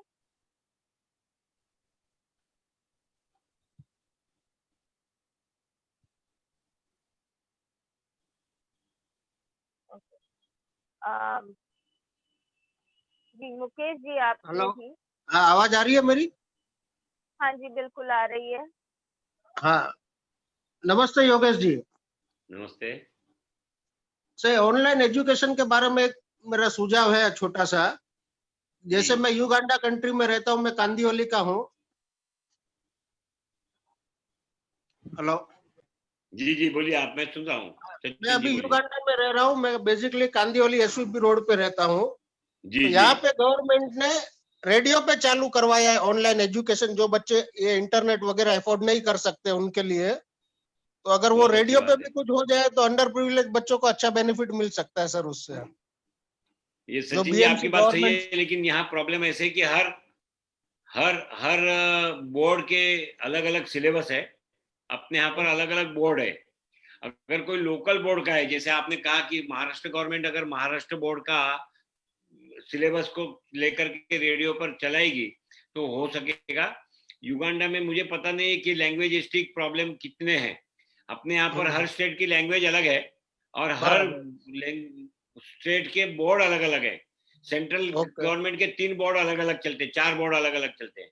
इंटरनेशनल बोर्ड के भी एक यहाँ पर बच्चे हैं और लोकल बोर्ड के भी बच्चे हैं। तो ये कितने प्रमाण में सही होगा मुझे पता नहीं है, लेकिन सुझाव अच्छा है कि अगर लोकल बोर्ड जो है, गवर्नमेंट जिस बोर्डों को चलाती है उसके भी रेडियो एजुकेशन हो सकता है, तो इसका लाभ हो सकता है। हाँ सर, और एक चीज कहना था आपसे जी। I appreciate your work too much. आप बहुत ही ग्राउंड लेवल से काम करते हो। रोज मैं अपने घर की खबर आपके थ्रू रखता हूँ, आपके ट्विटर अकाउंट के थ्रू। Thank you. क्योंकि हम डर जाए इसलिए वो लोग सही स्टेटस नहीं बताते वहां का, लेकिन हम आपको फॉलो करते रहते हैं तो पता चलता रहता है। जी मैं रोज रात को डालता हूँ कांदिवली की पोजीशन क्या है वो। हाँ, बहुत बहुत धन्यवाद, यही अपडेट करते कंट्रोल में है। हाँ ठीक है sir, thank you very much sir, thank you. Mukesh ji, आपका सवाल। सर नमस्कार सर। नमस्ते। सर मेरा सवाल है कि जब माइग्रेंट्स लेबर को महाराष्ट्र सरकार ने जब 2000 रुपया देने का घोषणा किया तो वो अधिकांश माइग्रेंट लेबर लोगों के लिए था, जबकि जो माइग्रेंट लेबर हैं जो ऑलरेडी रजिस्टर्ड है ही नहीं अधिकांश लोग, तो उसके लिए गवर्नमेंट ने उनको रजिस्ट्रेशन करने के लिए अभी तक कोई प्रक्रिया नहीं किया। तो उस विषय पर आप क्या बोलना चाहेंगे? देखिए, वो सरकार ने जाहिर किया है कि जो माइग्रेंट लेबर फिर अपने काम पर वापस रुजू होगा उसको 2000 रुपये दिए जाएंगे। लेकिन ये माइग्रेंट लेबर जहां से आते हैं, वो जहां पर उतरते हैं, ऐसे जो पॉइंट्स है, जिस प्रकार के स्टेशन है, जैसे बांद्रा टर्मिनस है, कुर्ला टर्मिनस है, वीटी स्टेशन है, दादर है, मुंबई सेंट्रल है, जहां पर बाकी के कम से कम गवर्नमेंट के व्हीकल से या गवर्नमेंट की सिस्टम से आने वाले लोगों का रजिस्ट्रेशन सरकार के माध्यम से होना चाहिए। ये किस प्रकार की व्यवस्था और कौन से लोगों को ये 2000 रुपये का लाभ दिया जाएगा, ये आज तो पूछना और निकालना बड़ा मुश्किल होगा। पर मुझे लगता है कि इसके बारे में और अधिक सुझाव जिसके भी पास हो कि इसको किस प्रकार से इम्प्लीमेंट कर सकते हैं, सरकार की सिस्टम को किस प्रकार से इम्प्रूव कर सकते हैं, उसको उसके सुझाव देने चाहिए। और माइग्रेंट लेबर को उसका जो अधिकार है, जो हक है, जो सरकार ने जाहिर किया है, वो मिलना चाहिए। इसलिए कुछ प्रमाण के अंदर माइग्रेंट लेबर को रिप्रेजेंट करने वाले लोगों ने इसके बारे में काम करना चाहिए। और इसमें अगर कोई सुधार की आवश्यकता है, सुझाव की आवश्यकता है और अच्छी तरह इंप्लीमेंट करवाने की आवश्यकता है, तो हमारे जैसे सारे जनप्रतिनिधि आपको मदद करेंगे। ओके, धन्यवाद सर। क्या सर आपको लगता है जो एनजीओ इस पर काम कर रहे हैं लेबर फील्ड में, जो रजिस्टर्ड गवर्नमेंट पे नहीं है लेकिन जो एनजीओ से रजिस्टर्ड है, तो क्या सरकार को उस एनजीओ के जो रजिस्टर्ड है, कई सालों से काम कर रहे हैं, देखिए, अगर माइग्रेंट लेबर का आइडेंटिफिकेशन और उसका रीच जिस सिटी में है वो अगर कंफर्म होता है, तो इसको फिर वो एनजीओ रजिस्टर्ड हो या नहीं हो, इसके साथ कोई लेना देना नहीं है। सरकार के साथ उसको कोई संबंध नहीं है। वो माइग्रेंट लेबर को पैसा देने वाली है, एनजीओ को नहीं देने वाली है। एनजीओ ने सिर्फ ये एस्टेब्लिश करना है कि वो सही माइग्रेंट लेबर है, वो सही इस जगह पर आया है, ये उसका टिकट है, जहां से वो आया है, यहाँ से वो गया था, उसका ये प्रमाण है। इस प्रकार से अगर वो एस्टेब्लिश करता है तो सरकार की तरफ से दिलाने के लिए जो भी मदद होगी हम जरूर करेंगे। Okay, and thanks a lot for helping us, sir, in this pandemic and distributing thousands and thousands of ration. Especially, you have even helped me. आपके थ्रू मैं भी कई लोगों तक पहुंचा हूं राशन किट। उस दौरान एक फोन पर आपने राशन किट पहुंचाया और एक फोटो तक नहीं मांगा आपने। बहुत बहुत धन्यवाद आपका। Thank you. Thank you sir, एक आखिरी सवाल हमारी ओर से, ये जो दौर चल रहा है और आगे जो दौर आएगा, क्या आप अपने कॉन्स्टिट्यूएंसी के लोगों से डिजिटल पार्लियामेंट जैसे ऐप से संपर्क में रहना चाहेंगे और जरूर रहना चाहेंगे, करना चाहेंगे? मैं हर्षद जी, मैं अपने कॉन्स्टिट्यूएंसी में 3 जगह पर ऑफिस चलाता हूँ। ये बात सही है कि शुरुआत के लॉकडाउन में नरेंद्र भाई ने लक्ष्मण रेखा की बात की थी, माननीय प्रधानमंत्री जी ने, तो हम लक्ष्मण रेखा के कारण अपने घर में रहे और घर से काम करते रहे।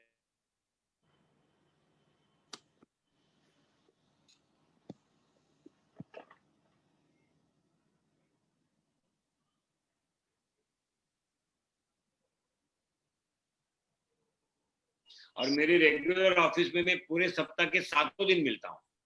और ये आपने जो डिजिटल पार्लियामेंट है, इस प्रकार का प्रयोग आपने हर कॉन्स्टिट्यूंसी के लिए अलग अलग करना चाहिए।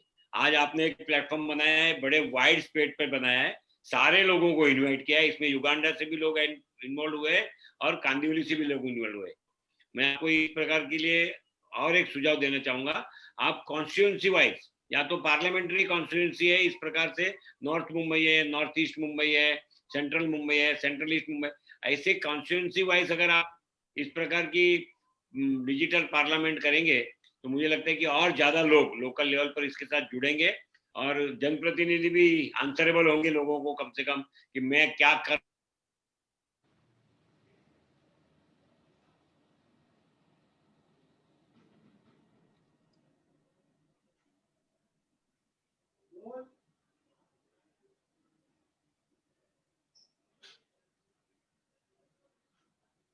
सर, आपका कैमरा फ्रोज हो गया है। सर, आपकी आवाज नहीं आ रही।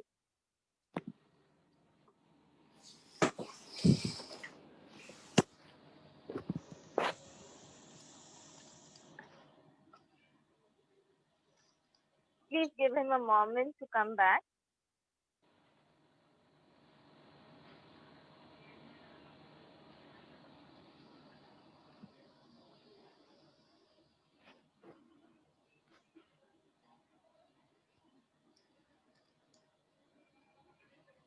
Network issue.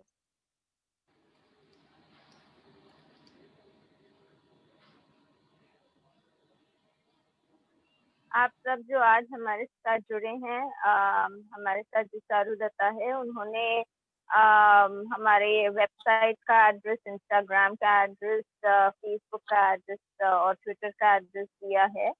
Please feel free कि आप हमारा ऐप डाउनलोड कर सके, गूगल ऐप पर मिलेगा।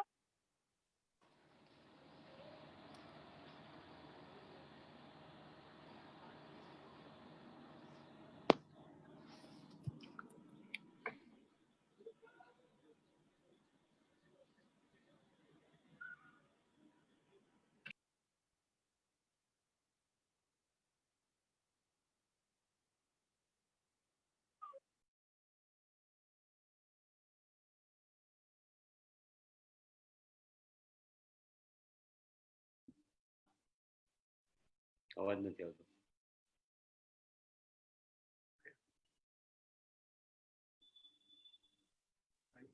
आवाज नहीं। और आप लोग जो जुड़े हुए हैं, आप लोगों की भी क्या अपेक्षा है ऐसे ऐप से?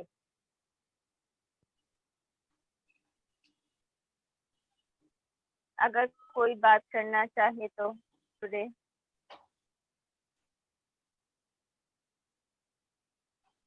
हर्षा जी कंक्लूड करेंगे? जी सर, थैंक यू। धन्यवाद सर, आप सभी का।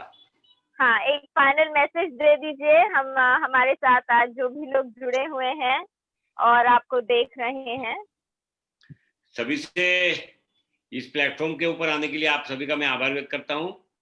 मुझे भी बहुत सारी चीजें जिस प्रकार से जानने के लिए मिली, जिसका उल्लेख वक्ताओं ने किया, उसका भी मुझे लाभ होगा। खास करके जो एजुकेशन के बारे में चिंता जताई है युवाओं ने, वो बड़ी वाजिब चिंता है। इसके बारे में हम जरूर जो कुछ भी सुविधाएं हो सकेगी उतना करने का प्रयास करेंगे। मैं केवल आप लोगों को इतना ही कहना चाहता हूं कि संकट का समय जरूर है, और मैंने ऐसे संकट के समय में जो 2 लाइनें अपने आप से, अपनी स्फुरना से लिखी थी, वही बताता हूं कि समय भी कठिन है और संघर्ष भी कड़ा है। समय भी कठिन है, संघर्ष भी कड़ा है, न लेकिन समय को पता है न संघर्ष को पता है। मेरे साथ मेरा ईश्वर खड़ा है और वो तुम दोनों से बड़ा है। तो अपना ईश्वर क्या होता है? अपना जो विल है, हमारी विल है, हमारी जो अंदरूनी ताकत है, वो हमारा ईश्वर है। हमारी जो विश है, हम जो सोच रखते हैं, वो हमारा ईश्वर है। हमारी जो मेहनत है, हमारा जो परिश्रम है, वो हमारा ईश्वर है। इसलिए मैं कहता हूं कि समय भी कठिन है, संघर्ष भी कड़ा है। न समय को पता है न संघर्ष को पता है कि मेरे साथ मेरा ईश्वर खड़ा है, जो तुम समय और संघर्ष दोनों से बड़ा है। तो अपने विश को, अपने विल को और अपने परिश्रम को बहुत ज्यादा कठिनता से अमल में लाइए और बहुत ही पॉजिटिव विचार करिए। ये सारा समय निकल जाएगा और फिर से एक बार हम अपने देश को, अपने मुंबई शहर को, अपने राज्य को जिस प्रकार से चलाना चाहेंगे, इस प्रकार से चला पाएंगे। बहुत बहुत धन्यवाद। धन्यवाद सर। सर, लोगों को अगर आपसे संपर्क करना होगा तो किस प्रकार संपर्क कर सकते हैं? मैं मोस्ट एक्सेसिबल एमएलए हूँ, मोस्ट एक्सेसिबल। बाकी के एमएलए भी एक्सेसिबल है, लेकिन मैं कभी भी जितने मिस कॉल इस मोबाइल में आपके वर्चुअल कॉन्फ्रेंस के दरमियान आया होगा, उन सभी को फोन करूंगा। मैं अपने ऑफिसों में भी मिलता हूँ, और कोई भी व्यक्ति, जिस प्रकार युगांडा में बैठा हुआ व्यक्ति भी कहता है कि आपके अपडेट से मुझे मेरे सिटी की खबर लगती है, इतना अवेलेबल हूँ। इसलिए आप किसी भी तरफ से कोई संकोच मत रखिए। अपार्ट फ्रॉम माय कॉन्स्टिट्यूएंसी भी अगर कोई मदद चाहेगा तो मैं जो भी कर सकूंगा वो जरूर करूंगा। Thank you sir. एक ग्रुप पिक्चर अभी हम ले रहे हैं आपके साथ। जी जी जी जी। अच्छा जी, आपको भी बहुत शुभकामनाएं। आप बड़े पैमाने पर इसको और मटेरियलाइज करने का कोशिश करिए। जी सर, आपका आशीर्वाद होगा तो जरूर आगे बढ़ेंगे। जरूर करिएगा। Thank you sir. Okay, thank you very much. Thank you everybody. सारा व्यक्त किया। Thank you Thank you. Everyone for joining us.